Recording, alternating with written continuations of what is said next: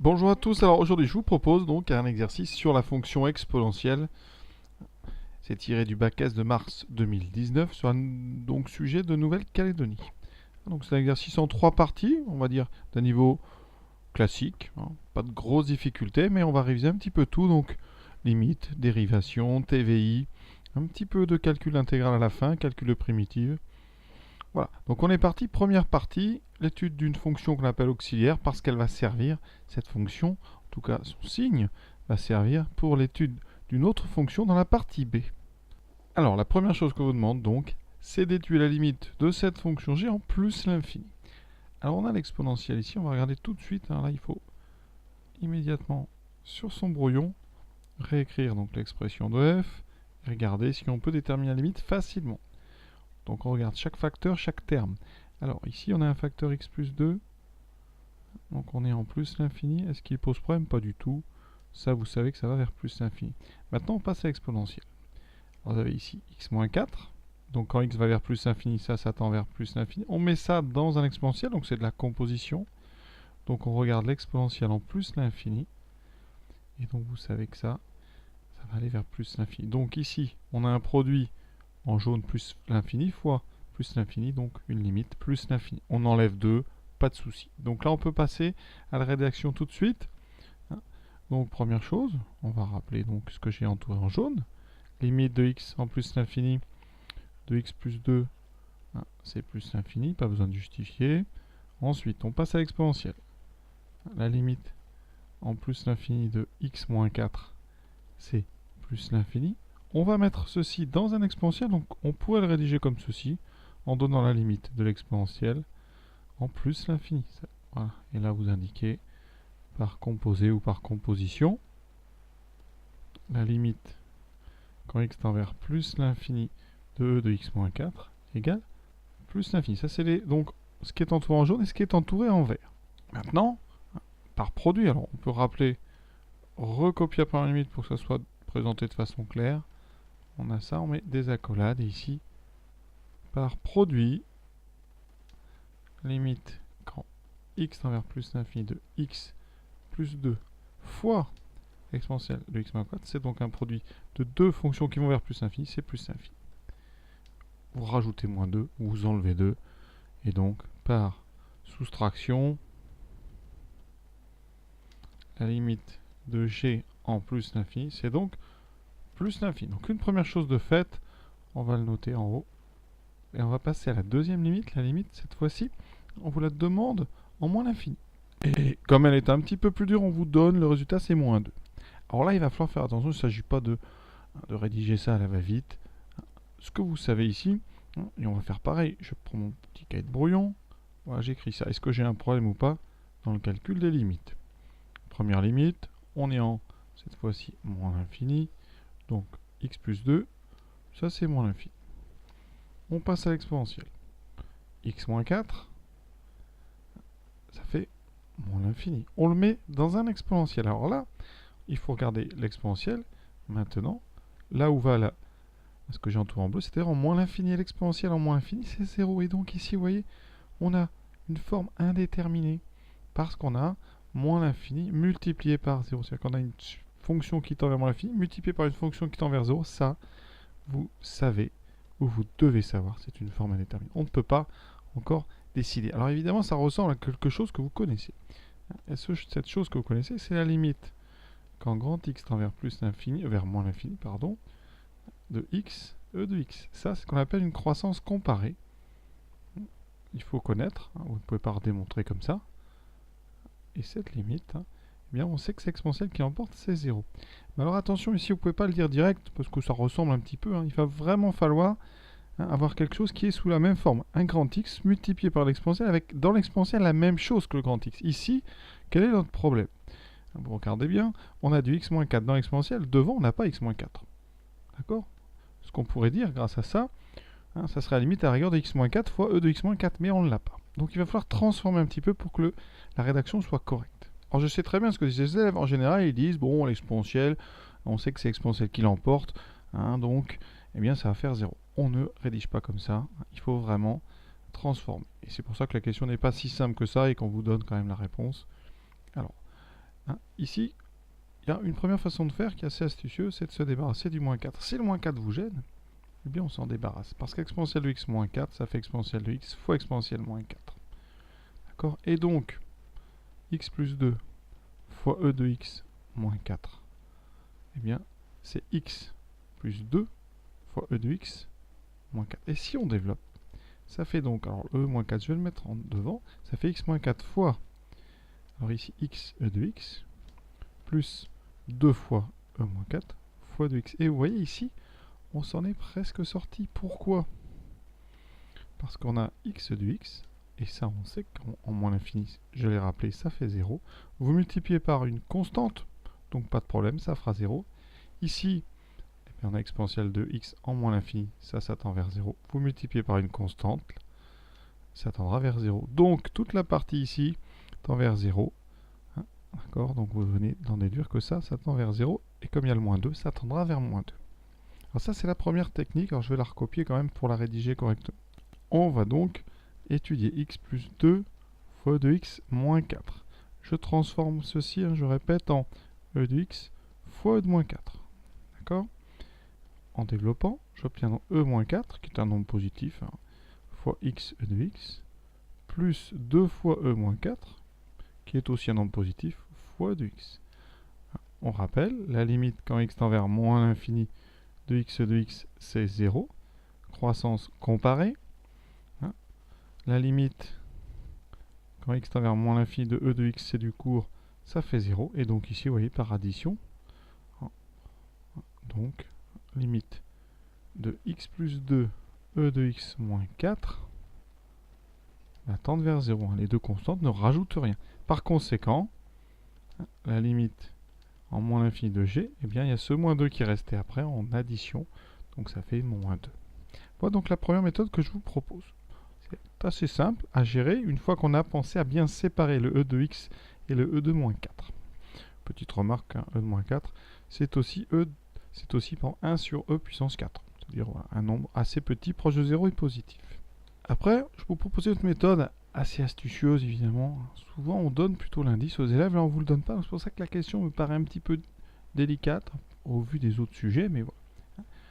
Ce qu'il faut comprendre, c'est que limite de x de x, c'est 0 en moins l'infini. Donc, comme x moins 4 va aussi vers moins l'infini, on sait que la limite en moins l'infini de x moins 4, e de x moins 4, est égale à est égal à 0. Oui. C'est donc la croissance comparée ici que j'applique en faisant un petit champ de variable x moins 4 qui tend aussi vers moins l'infini. Et donc je vais essayer de me ramener à ça. Comment me ramener à ça? Alors là, ça peut intéresser les élèves qui aiment bien les astuces et les transformations. Ici, je veux du x moins 4, mais moi j'ai du x plus 2. C'est bête parce qu'on n'en est pas loin, mais on n'est pas à x moins 4. Donc, bien ce x plus 2, je vais le laisser et je vais faire apparaître un x moins 4. Voilà. Par contre, si je fais apparaître un x moins 4, je dois diviser par x moins 4. Alors cette transformation, elle va être valable pour x différent de 4. Comme ça ne s'annule pas. Comme je cherche la limite en moins l'infini, ce n'est pas gênant. Et donc, vous voyez, j'ai x plus 2 sur x moins 4 fois x moins 4 e de x moins 4 moins 2. Alors la partie x moins 4 fois e de x moins 4, on vient de le dire, elle tend vers 0 par croissance comparée. D'accord? Il nous reste x plus 2 sur x moins 4. Et ça, x plus 2 sur x moins 4, c'est tout simple. Eh bien, vous avez déjà appris à le faire, ça va tendre vers 1. Pourquoi? Alors, en considérant que x est différent de 0, un même principe que pour 4, on regarde des nombres qui sont très grands négatifs, je factorise en haut par x, ce qui fait ceci en bas par x. Je simplifie par x, alors il me reste toujours cette partie x moins 4, e de x moins 4, moins 2, et vous voyez, on regarde les limites maintenant. Quand x tend vers moins l'infini, ça tend vers 0, ça aussi. Donc ici, mes deux parenthèses tendent vers 1. Conclusion, tout le premier terme va tendre 1 fois quelque chose ici, on a dit qu'il tend vers 0, il me restera donc 0. Et ce moins 2, donc on retrouvera moins 2. Vous voyez, c'est difficile ça tout seul, j'avoue.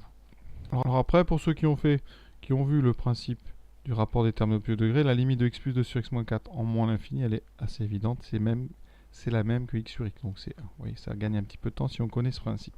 Voilà, donc première solution pour faire apparaître x-4 fois e de x-4. Pas facile. Deuxième solution, un petit peu astucieuse. Vous voulez du x-4, on l'écrit, mais on l'écrit dans les parenthèses. Donc x plus 2, c'est x-4 plus 6. Et je développe en gardant le x-4. Donc x-4 e de x-4 plus 6 e de x-4 moins 2. Et là, c'est beaucoup plus simple. Le premier terme, on vient de le dire, tend vers 0. On l'a justifié ici. E de x-4 tend vers moins l'infini, donc par composé, 6e de x-4 tend vers 0. Il reste le moins 2. Et donc, on retrouve moins 2. Alors, c'est peut-être la méthode, moi, que je trouve la plus simple. Vraiment, mais après, encore une fois, faut-il avoir l'idée tout seul, parce que là, on ne vous donne pas d'idée. Donc, à vous de vous débrouiller. Voilà. Donc, j'espère que les trois méthodes vous auront convenu et qu'il y en a au moins une que vous allez bien comprendre. Question 3, on admet que g dérive sur r et on note g' sa dérivée. On vous demande de calculer g' et de faire le tableau de variation. Alors, on aurait pu dire la fonction dérivable parce que vous avez ici e de x-4, ça on sait que c'est une fonction dérivable. On multiplie par x plus 2, pas de souci. Voilà. Donc pour dériver, comment on fait? Alors déjà, vous devez remarquer que g, c'est u de x fois v de x moins 2. D'accord? Avec, je vais l'écrire, u de x, c'est x plus 2, et v de x, c'est e de x moins 4. Je vais donc utiliser pour dériver u fois v, la dérivée d'un produit. Je rappelle tout, on est là pour ça. Dérivée d'un produit, donc dérivée de u fois v, ça fait donc u' v plus uv'. Je crois que je n'apprends rien à personne. Donc j'ai besoin de u et v'. U' et v'. U', c'est donc dérivée de x plus 2, c'est 1. V', on dérive un exponentiel. Donc il me faut exponentiel u. Dérivée d'exponentiel u, c'est u' de u. Ici, le u, j'ai pris un u qui est rond, c'est x moins 4. Donc j'ai besoin de le dériver. Ça fait 1. Donc v', c'est u'. Donc la dérivée ici de x moins 2. Pardon, c'est x moins 4. J'ai dit x moins 2, mais c'est x moins 4. Et donc e de x moins 4. Et maintenant, eh bien g', c'est donc u'v. Donc une fois e de x moins 4 plus uv', x plus 2 e de x moins 4, moins la dérivée de 2 qui fait 0. Donc je n'ai que ça. Je n'ai plus qu'à le mettre en forme et on aura terminé. Pour ça, assez classique quand on dérive de l'exponentielle, on peut factoriser par exponentielle x moins 4. Ça me fait 1 plus x plus 2. Et donc en mettant la parenthèse d'abord, x plus 3 e de x moins 4. Maintenant il nous reste à déterminer le tableau de variation de g, donc il faut que j'étudie le signe de ce produit ici. Et ce produit, eh bien, il est simple, parce qu'il y a un exponentiel ici qui est tout le temps strictement positif, et vous avez x plus 3 qui est une fonction affine, donc on va réussir. Alors, pour étudier le signe de g', j'ai donc un produit. Premier, je me charge de l'exponentiel. On sait que, quel que soit grand x, un exponentiel, c'est toujours strictement positif. Donc, pour tout x, petit x, cette fois-ci, e de x moins 4, est aussi strictement positif. Quel que soit ce que vous mettez dans un exponentiel, c'est strictement positif. Donc je n'aurai que le signe de x plus 3. Donc g' est du signe de x plus 3. Alors x plus 3, vous le savez, c'est une fonction affine. Ça s'annule en moins 3. C'est une fonction qui est croissante. Donc on a un signe moins 0 plus. Donc dans le tableau, on a donc x. On est de moins l'infini à plus l'infini. En moins 3, il va se passer quelque chose. La dérivée s'annule. On a moins 0 plus. Et donc g est décroissante. Croissante. Pour les limites en moins l'infini, on a dit que c'était moins 2. En plus l'infini, c'est plus l'infini. Il me reste à calculer l'image de moins 3. Donc je remplace dans l'expression de g, moins 3 plus 2, moins 1. Donc ça fait moins e, moins 7, moins 2. Et ça fait donc, alors on va mettre moins 2 d'abord, moins 2, moins 1 sur E7. Et effectivement, vous voyez, ça c'est plus petit que moins 2. Donc pas de souci. Notre tableau est cohérent. Donc voilà cette deuxième question. Alors juste pour info, voilà ce que ça donne la courbe sur GeoGebra.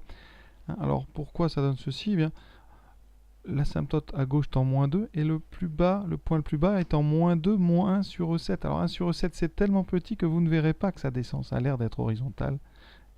Mais en fait il y a une légère descente jusqu'à moins 3 et après ça remonte. Donc vous avez un sommet par ici. mais la calculatrice ne vous aidera pas forcément comme ça rapidement. Il va falloir faire des zooms pour aller voir de plus près. Quatrième question. Maintenant, on va étudier l'équation g de x égale 0 et montrer qu'elle a une unique solution sur R. Alors, regardons le tableau de variation. Déjà, vous voyez, sur l'intervalle moins l'infini moins 3, ça ne peut pas faire 0. Donc, on va le dire rapidement. Sur moins l'infini moins 3, j'ai A pour minimum, A pour maximum, moins 2. Donc, g de x y est strictement négatif. Donc, g de x égale 0 n'a pas de solution sur cet intervalle. N'a pas de solution. Ça veut dire que s'il y a une solution, elle est de l'autre côté. Donc maintenant, on va regarder sur moins l'infini, moins 3. Alors qu'est-ce qu'on a? Alors, accolade géométrie dans l'autre sens. La fonction g, elle est dérivable. Ça veut dire, par conséquence, donc, continue. Sur moins 3 plus l'infini. Ensuite, g, sur cet intervalle, on vient de le montrer, est strictement croissante. Sa dérivée y est strictement positive. Toujours sur moins 3 plus l'infini. Maintenant, qu'est-ce qu'on sait? On sait que l'image de moins 3 est strictement négative. La limite de g, c'est plus l'infini. Et donc, notre 0 ici, on veut résoudre l'équation de g de x égale 0, d'accord? Et bien donc, on va regarder ici. 0, effectivement, ça appartient bien à l'intervalle g de moins 3 plus l'infini. Ça veut dire que 0, vous allez le trouver quelque part sur cette flèche ici. Il est intermédiaire entre moins 2 moins 1 sur 7 et plus l'infini. Et bien c'est ça le théorème de valeur intermédiaire. Toutes les valeurs qui seront sur cette flèche vont être atteintes une et une seule fois. Donc, d'après le corollaire du TVI, on dit plus simplement le TVI, eh bien l'équation g de x égale 0 a une unique solution qu'on va appeler alpha sur l'intervalle moins 3 plus l'infini. D'accord? Et là, après, on fera un petit bilan. Il y a une seule solution sur moins 3 plus l'infini. Il n'y en a pas sur moins l'infini moins 3, donc bilan. Bilan total. On a une unique solution. Donc sur R. Cette solution, on l'a appelée alpha, elle est entre moins 3 et plus l'infini. C'est tout ce qu'on sait pour l'instant. Classique, on va demander maintenant à l'élève de prendre sa machine et de trouver une valeur approchée. Et ça sera pour la question 6, parce que d'abord, j'avais pas vu, mais on vous demande le signe. Alors le signe, on regarde le tableau, je vais même en refaire un pour le plaisir, en mettant que les variations. Donc ici, notre tableau. On a x, on a g de x. Ici, je vais rajouter une ligne. Ici, on a les variations. Et je vais mettre une ligne avec le signe. Signe. Donc, qu'est-ce qu'on a dit? Alors, regardons le tableau. Ici, on a un endroit où ça vaut 0. Cet endroit, je vais l'appeler alpha. Donc ici, je vais mettre alpha. Et on aura, bien sûr, ce moins 3. Donc, g est décroissante. Croissante. Ici, on a moins 2. Et ici, sous alpha, on a 0. Donc, déjà, vous savez que g de x ne s'annule qu'une fois, ici, en alpha. Avant alpha, vous voyez bien, on est plus petit que moins 2. Donc, c'est négatif. Et après alpha, ce sera positif parce que la fonction est croissante. Donc, ce tableau, pour moi, il suffit largement. Sinon, qu'est-ce qu'on peut dire pour essayer d'expliquer? Eh bien, vous dites sur moins l'infini, moins 3, g de x est strictement négatif, pas de problème. Ensuite, sur moins 3, alpha. Qu'est-ce qu'on peut dire? G est croissante. G de alpha égale 0. Croissante même strictement. Et donc, eh bien, si on prend x entre moins 3 et alpha, eh bien, g de x sera strictement négatif. D'accord? Ça ne peut pas faire 0 puisque ça fait 0 alpha, vous voyez. Donc, sur l'intervalle ouvert, moins 3 alpha, c'est strictement négatif. Et de même, sur l'intervalle alpha plus l'infini, g est strictement croissante, g de alpha égale 0, le même argument. Donc, quel que soit x strictement plus grand que alpha, g de x sera strictement strictement positif. Voilà. Mais tout ça, je pense que ça suffit largement si vous faites un tableau clair comme j'ai fait à côté. On voit vraiment ce qui se passe, ça clarifie la situation de façon beaucoup plus nette que beaucoup de phrases. Sixième question, voilà, on y est. À l'aide de la calculatrice, donner un encadrement à 10-3 de alpha. Alors pour ça, on va procéder par ce qu'on appelle le balayage. C'est la méthode que je préfère. Donc, on va partir de -3.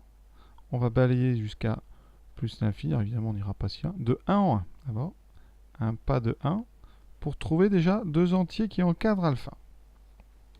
On va commencer par la casio. On fera la Texas après. Donc, je vais dans table.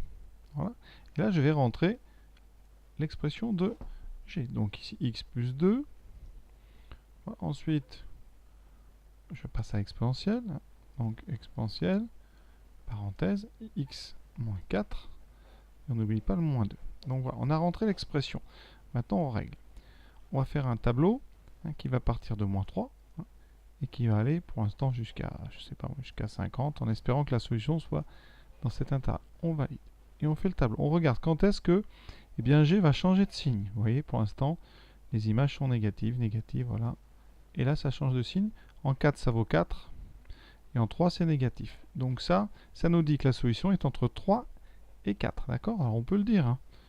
G de 3 négatif, G de 4 est positif. Donc, alpha, eh bien, il appartient à l'intervalle 3, 4. Même intervalle ouvert, si on veut. Ouais, c'est comme ça qu'on a déjà cerné. Et après, ben, qu'est-ce qu'on fait? Je vous réexplique. On va partir de 3. On va aller jusqu'à 4 avec un pas de 0,1. Et ça va comme ça préciser encore plus. Et on va faire à chaque fois des pas de plus en plus petits. Tout de suite sur la casio, on continue. Donc là, je ressors. Et je vais faire un nouveau réglage. Je vais partir de 3 jusqu'à 4 avec un pas de 0,1. Et je regarde bien sûr quand est-ce qu'il y a changement de signe. Vous voyez, c'est entre 3 et 3,1. Donc là, on revient en arrière. On part à 3, ça c'est bon. Jusqu'à 3,1 avec un pas 10 fois plus petit. On va balayer. Donc de 3 jusqu'à 3,1. Vous voyez, là, c'est toujours négatif, négatif. Et on cherche le changement de signe. Voilà, il est ici entre 3,06 et 3,07. Et on continue. Et donc, réglage, 3,06, 3,07, avec un pas maintenant qui est 10 fois plus petit, donc des millièmes. Donc on est bien à 10 moins 3. Et on cherche le changement de signe. On regarde, et vous voyez, ça va arriver hein, de toute façon. C'est entre 3,069 et 3,070. Sur la copie, je vous propose juste de dire G de 3,069, vous donnez la valeur que votre machine donne, est à peu près moins 2 fois 10 moins 3. G de 3,070 est à peu près de 3,8 fois 10 moins 4. Donc, alpha, alors on vous demande un encadrement, donc on va donner un encadrement. Alpha est entre 3,069 et 3,070. C'est bien un encadrement qui a pour amplitude, ce qu'on appelle la largeur ici, on a 0,001 entre la petite valeur et la grande. Maintenant, on va regarder pour ceux qui ont une Texas comment ça marche. Alors, j'ai été donc dans F2 et que j'ai rentré l'expression de F. Voilà, maintenant, je vais dans définition de la table ici et je fais comme tout à l'heure. Donc là, vous partez de -3. Vous mettez un pas de 1 pour l'instant. Au départ, on met un grand pas. Et on va voir le tableau. Voilà. On a donc ici... Alors, j'ai oublié de préciser, pardon. Dans le tableau, il me faut un tableau avec des valeurs ici à la demande. Donc, je mets auto. Voilà. Je ne veux pas de demande. Je veux un tableau qui se fait automatiquement. Le voici. Donc, de -3. Vous voyez avec un pas de 1. Je regarde le changement de signe. Comme tout à l'heure avec la Casio. C'est entre 3 et 4. On revient à la définition de la table, toujours en automatique. On part donc à 3. Et là, on met un pas de 0. Vous voyez, il n'y a pas besoin de mettre la fin. Le tableau se fait automatiquement. Et voilà. Et on descend, vous voyez. Et on est entre le changement de signe dès le début, pardon. Donc entre 3 et 3,1. On continue, vous voyez, c'est pas... On augmente le pas. On regarde le tableau. Où est le changement de signe? Là, il est, vous voyez, entre 3,06 et 3,07. On est parfait. Et maintenant, donc on met 3,06 avec un pas qui est au millième. On fait le tableau et on trouve heureusement les mêmes résultats entre 3,069 et 3,070. Voilà, on a bien travaillé pour l'instant. Partie A terminée. On va s'arrêter là parce que c'est un petit peu long sinon. Et on repartira sur la partie B. Voilà, à très bientôt.